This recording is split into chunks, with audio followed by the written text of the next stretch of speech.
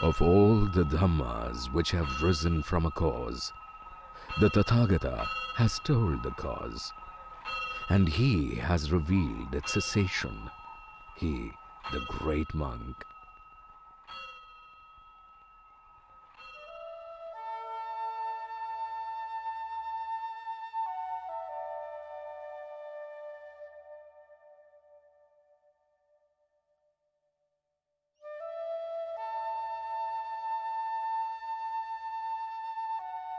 Everything in Ladakh reflects its religious heritage.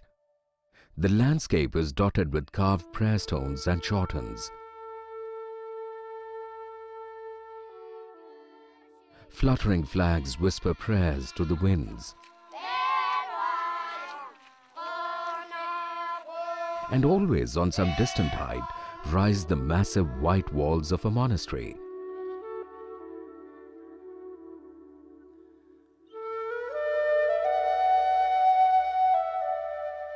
Mahayana Buddhism is the predominant religion here, under the spiritual leadership of the Dalai Lama.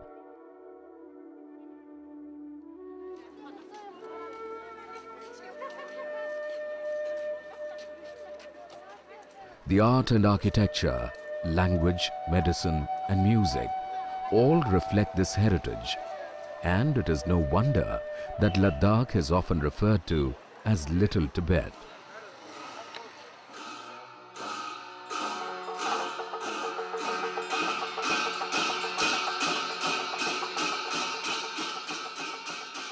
Monastic Buddhists use the arts in their search for enlightenment. These later developed into chants, music and dance, all focused on introducing them to the possibilities of higher happiness.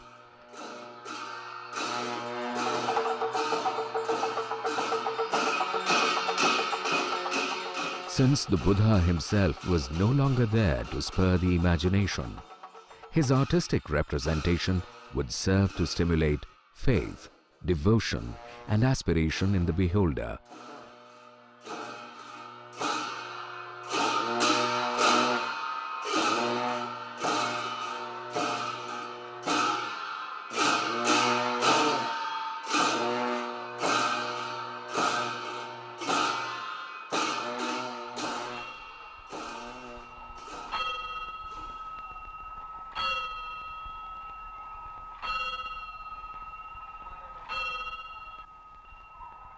Buddhist art was introduced to central Tibet and later to Ladakh in the 7th century AD.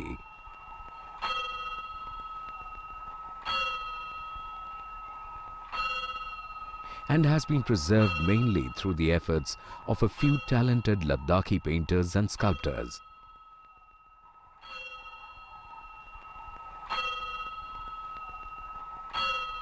The monasteries here are storehouses of many rare and fascinating wall paintings and Thangkas.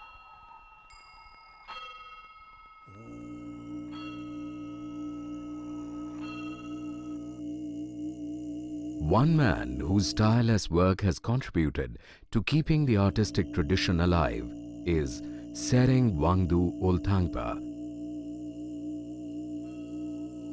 Over the last 45 years, Tsering Wangdus has been commissioned to work on numerous wall paintings and Thangkas in various monasteries. So far, he has created more than 5,000 Thangka paintings in different sizes and on different subjects.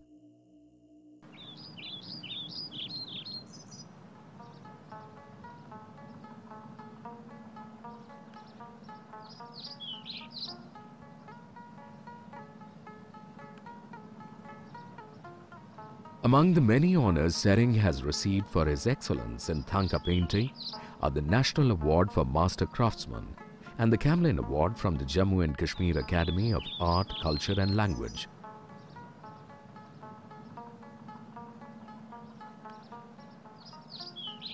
In the recognition of his contribution in the field of Thangka painting, Tsering was awarded the Padma Shree in the year 1999. My name is Tsering Wangdus Olthangpa. My village is Nyomo. My father's name is Sivang Norbo. My mother's name is Sonam Dolma. My Guruji was Devapasa. He was Tibetan. I wanted to paint right from my childhood. Born into a poor family, Tsering never had a chance to spend his childhood playing and having fun as most children do. At the young age of 6, he began helping his parents to support the family.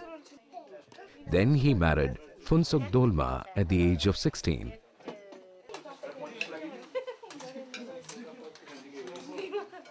Since the artist remained outside the village most of his life, his wife has been his main source of support and encouragement, taking care of their family and 6 children, enabling him to continue his passion for painting.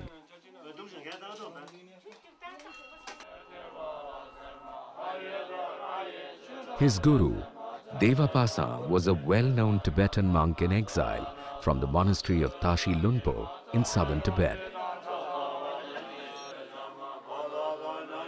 He had been invited to Ladakh by Bakula Rinpoche, who was the abbot of Spituk monastery, to paint a number of Thangkas there. Tsereng's uncle was a lama in Spituk, and he asked Rinpoche if Devapasa would teach Tsering Wangdus how to paint. He agreed, and so began a long period of learning under the master.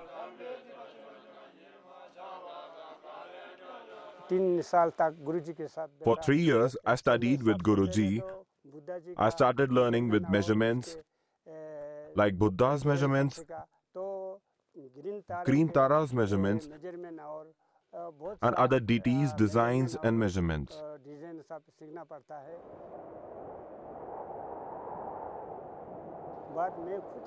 And after seeing some Thangkas, I started painting by copying them. Finally, I could assist Guruji.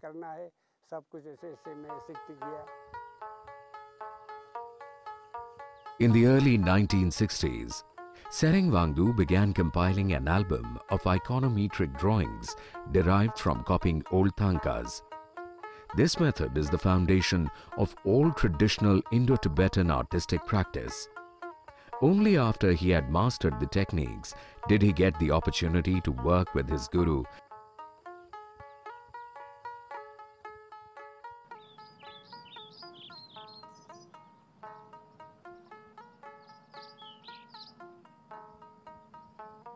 Tsering Wangdus received his first important commission from the Gelugpa monastery of Likir in 1963. Here, in collaboration with the monk Lobsang Tokpe, he decorated the walls of the Bakhang, a temple where the mask of the village oracle is kept.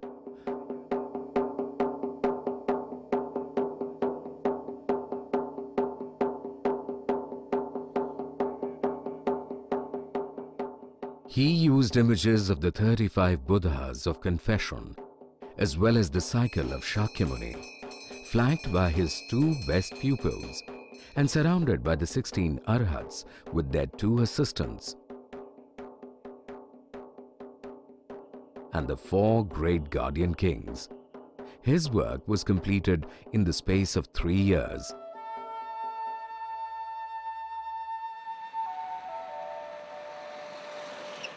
Around the year 1966, Tsering Wangdus, along with his contemporary Yeshe Jamyang, began illustrating the 12 main events of Shakyamuni's hagiography on the lantern of the Jokhang Vihara.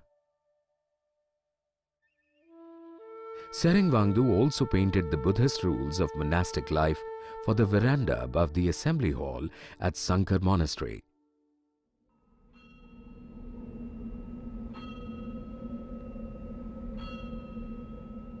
This was the beginning of a long journey.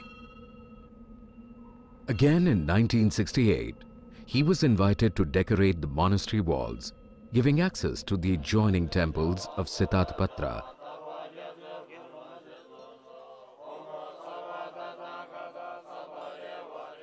Among the various figures is the triad of Atisha. the great Indian scholar who visited Western Tibet in the 11th century. Padma was the great mystic saint from India who possessed miraculous powers.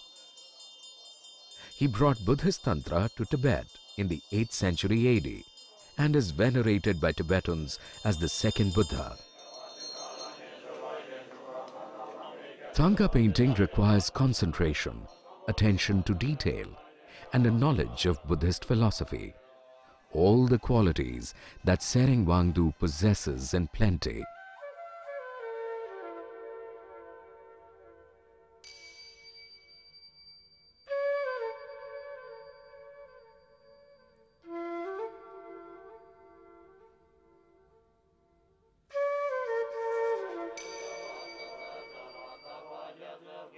A spiritual and religious expression, as much as it is an art form. A Thangka is a complex and composite representation painted on a scroll or on a wall. In Tibetan, the word Than means flat and Ka stands for painting.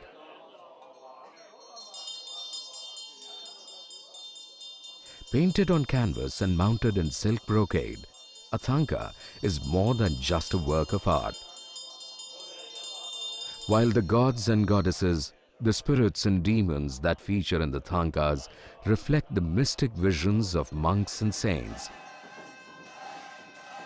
their visualization reveals the imagination and artistic skill of the painters, known as Dhyan. These mystic visions were incorporated into religious texts and provided the artist with the iconographic guidelines for his images.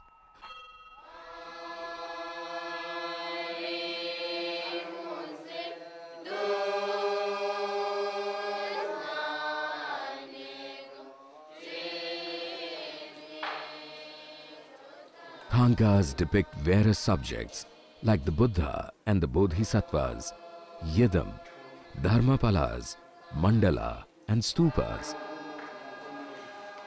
The process of learning to paint Thangkas is rigorous. In the first 3 years, students learn to sketch the deities using precise grids and measurements dictated by scripture. The next 2 years are devoted to the techniques of preparing the canvas, drawing the subject, grinding and applying the paints which are made from natural stone pigments, and learning how to prepare and apply details in pure gold. Tsering Wangdus has contributed to the preservation and continuation of traditional Buddhist art in Ladakh. Not only through his work, but also by training several Ladakhi and Tibetan painters and at the Central Institute of Buddhist Studies in Leh. Today's young people don't work so hard. I don't know what they think. If they study well, they can paint and earn a good living. If the young people don't give attention to their work, they will slowly lose their culture. In our time, we had to study very hard. We had to draw day and night, and it was hard work. But today's young people don't work so hard. In my time, we used strong colors made from stone and locally made brushes.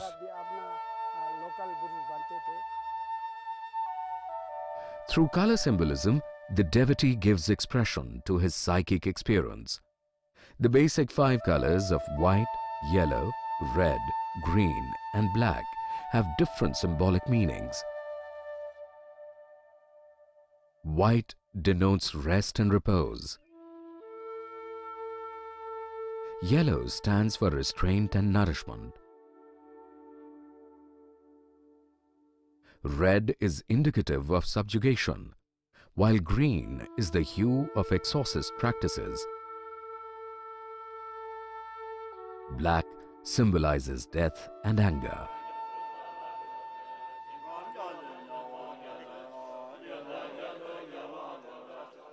after completion, the last important task is consecration or pratishtha. The three syllables Om, Ah, Hum that represent the body, speech and mind respectively effuse the Thangka with divine spirit.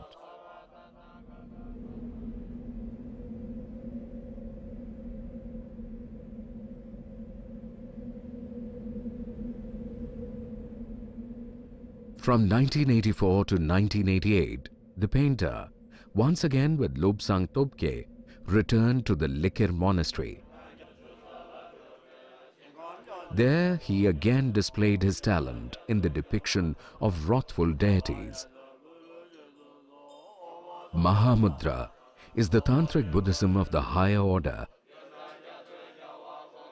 and the Buddha is believed to have expounded this doctrine when he assumed the form of Vajradhara. The Buddha further manifested himself in many other tantric deity forms, through which he imparted methods to reach realization, so that living beings could be freed more quickly from samsara. These deities are innumerable, but the principal manifestations mentioned in the account of the lives of the 84 Siddhas of India are Guhya Samaj, Chakra Samvara, Vajra Varahi, He Vajra, Kala Chakra and a few others.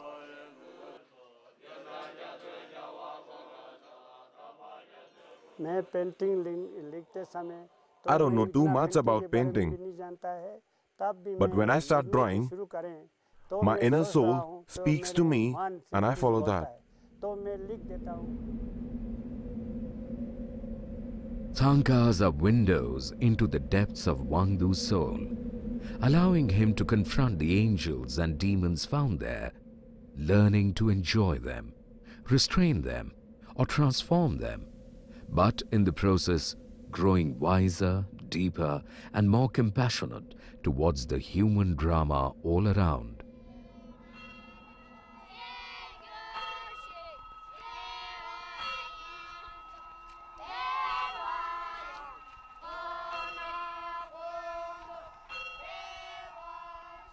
As the artist identifies himself with the Supreme, Tsering Wangdus has made the tenets of Buddhism accessible to the people of Ladakh through images.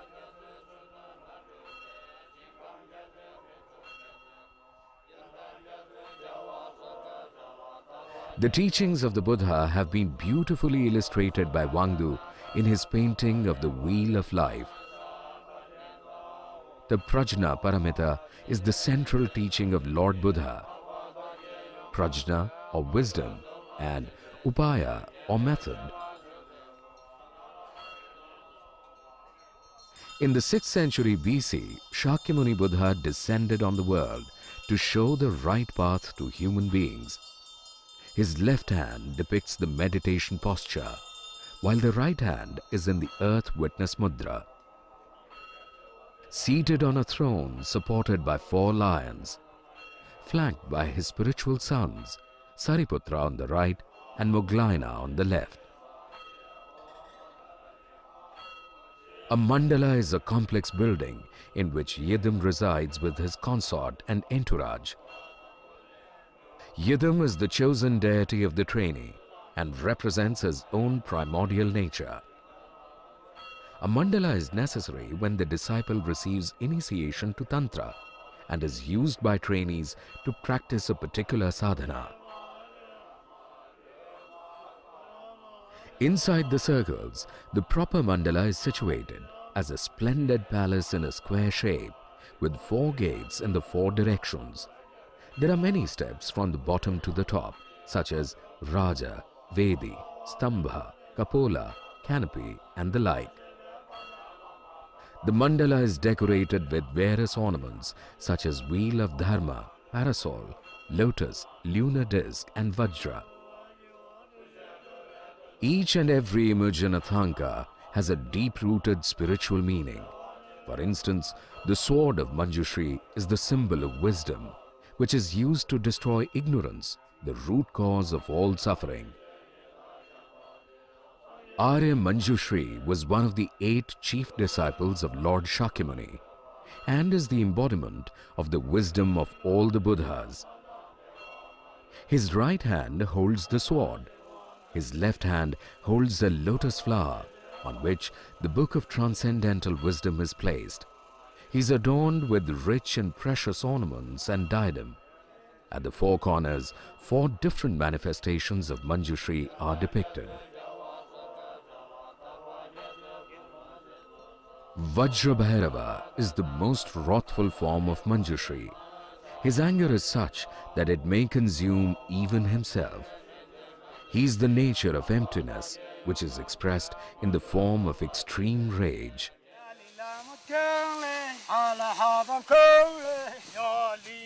Manjushri, the embodiment of wisdom, heart. The gods, the Lu, the owner spirits of the Mother Earth, heart. May 100 plants grow from 1 seed. May 1,000 grow from 2 seeds. May all the grains be twins. I am now working in a new Gompa in Taru. Here I am painting Avalokeswara with 1,000 hands and 11 heads. Avalokiteshvara is the Bodhisattva of kindness and compassion. Each arm, set with an eye, is spread in all directions to drive away the suffering of all creatures. Along with the Avalokeswara, there should be 34 lamas. I have made 36 lamas. I spoke to the Rinpoche and he said to include the Dalai Lama and his Guruji. So that will make 38. So I have to work in great detail. The great mantra, Om Mani Padme Hum, is recited to him, purifying the body, speech and mind.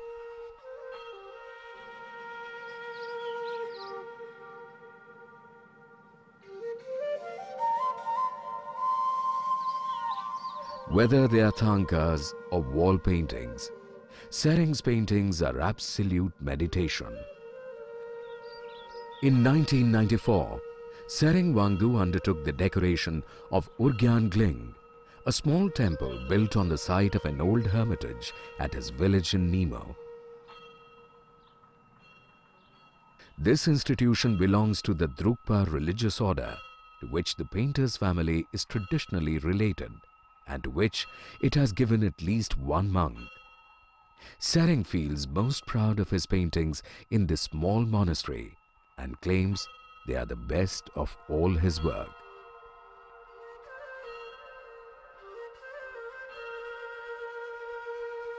In this land of purity and simplicity, open skies and stony wastes, lofty peaks and sprawling monasteries, Tsering Wangdus has made the practice and transmission of this traditional art of Thangka painting his lifelong devotion and vocation. In his own humble way, Tsering Wangdus Olthangpa considers his work not merely as a profession, but rather as a daily prayer, and he would like to see himself rewarded in the next life.